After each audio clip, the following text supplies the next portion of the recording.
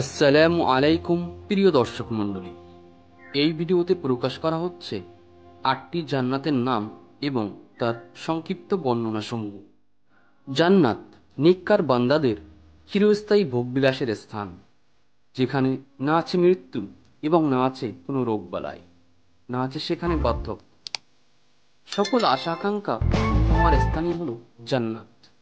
আখিরাতে ইমানদার ও নেককার বান্দাদের জন্য যে আবাসস্থল তৈরি করে রাখা হয়েছে তাকে জান্নাত বলা হয়।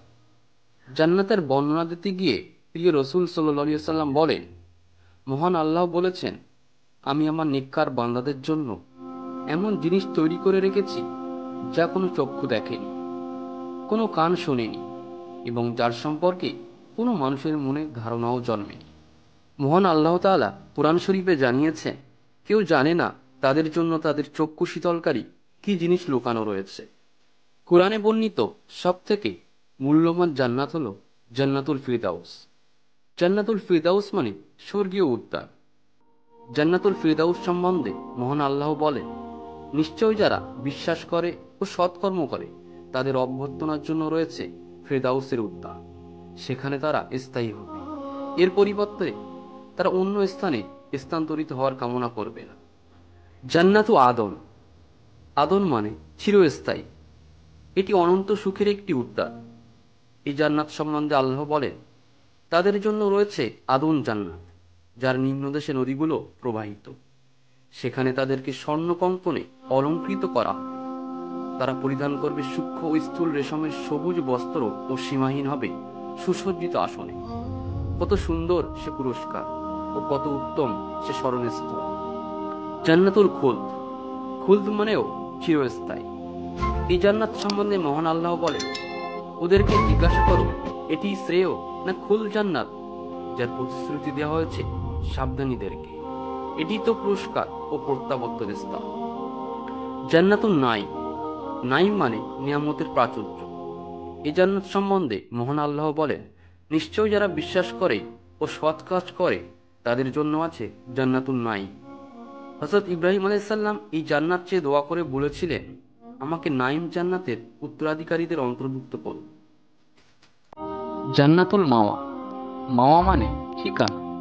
এই জান্নাত সম্বন্ধে মহান আল্লাহ তাআলা বলেন, যারা বিশ্বাস করে সৎ কাজ করে তাদের কৃতকর্মের ফলস্বরূপ তাদের জন্য রয়েছে জান্নাতুল মাওয়া। মহান আল্লাহ তাআলা আরো বলেছেন, নিশ্চয়ই সে তাকে আর একবার দেখেছিল সিদরাতুল মুনতাহার কাছে, যার কাছে অবস্থিত জান্নাতুল মাওয়া। জান্নাতে দারুস সালাম। দারুস সালাম মানে শান্তিনিকেতন। এই জান্নাত সম্বন্ধে মহান আল্লাহ বলেন, তাদের প্রতিপালকের কাছে তাদের জন্য রয়েছে দারুস সালাম এবং তারা যা করত তার কারণে তিনি হবেন তাদের অভিভাবক। আরো ইরশাদ হয়েছে, আল্লাহ মানুষকে দারুস সালাম জান্নাতের দিকে আহ্বান করে এবং যাকে ইচ্ছা সরল পথ প্রদর্শন করে। জান্নাতে দারুল মুকামা। দারুল মুকামা মানে স্থায়ী জগৎ।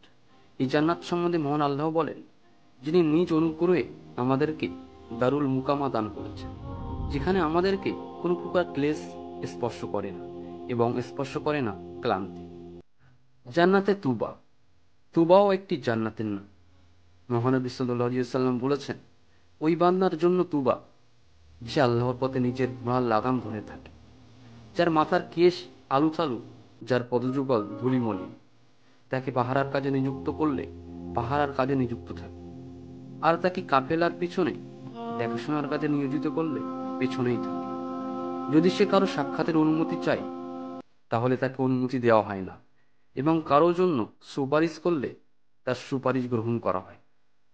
প্রিয় দর্শক মণ্ডলী, শেষ হলো আজকের প্রসঙ্গ জান্নাতের ৮টি নাম এবং তার সংক্ষিপ্ত বর্ণনা।